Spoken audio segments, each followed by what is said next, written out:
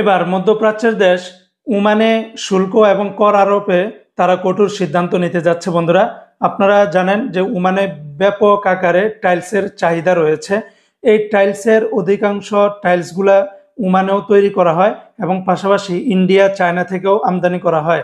এখন বর্তমানে ওমানের যেই শিল্প খাত বা ওমানের যেই ইন্ডাস্ট্রিয়াল যে সমস্ত বড় বড় কোম্পানিগুলো রয়েছে, যারা ওমানের থেকেই তারা টাইলসগুলা তৈরি করে, তাদেরকে সুরক্ষা বা তাদের ব্যবসা বাণিজ্যকে টিকিয়ে রাখার জন্য বর্তমানে আগামী এই মাসের এপ্রিল মাসের 29 তারিখ থেকে যে সমস্ত কোম্পানি বা যে সমস্ত মালিক বা আমাদের যে সমস্ত প্রবাসীরা আপনারা ভারত এবং চায়না থেকে যারা টাইলস আমদানি করতেন, এখন থেকে আপনাদের সেই আমদানি করা টাইলসের উপর অ্যান্টি ডাম্পিং শুল্ক বা কর আরোপ করতে যাচ্ছে ওমান।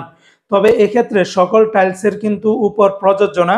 তারা একটি কোড নাম্বার দিয়েছে যে 6907। এই কোড নাম্বারের আওতায় যে সমস্ত টাইলসগুলো আসবে ওমানে, সেগুলোর উপর অ্যান্টি ডাম্পিং কর বা শুল্ক দিতে হবে।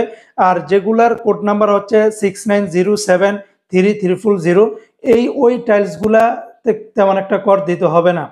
যে সিস্টেম ছিল আগের সেটাই থাকবে। তবে নতুন করে 6907-এর আওতাভুক্ত যে সমস্ত টাইলসগুলো আনবে সেগুলোর ভিতরে কর দিতে হবে।